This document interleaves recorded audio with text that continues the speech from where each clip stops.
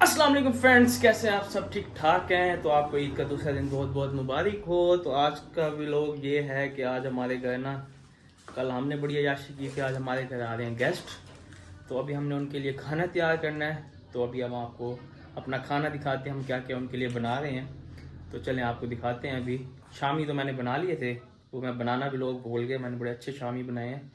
तो अभी बाकी हम मेरे ज़िम्मे एक रायता है, एक सलाद है, तो अभी वो बनाएंगे हम। चलें जी, चलिए शुरू करते हैं।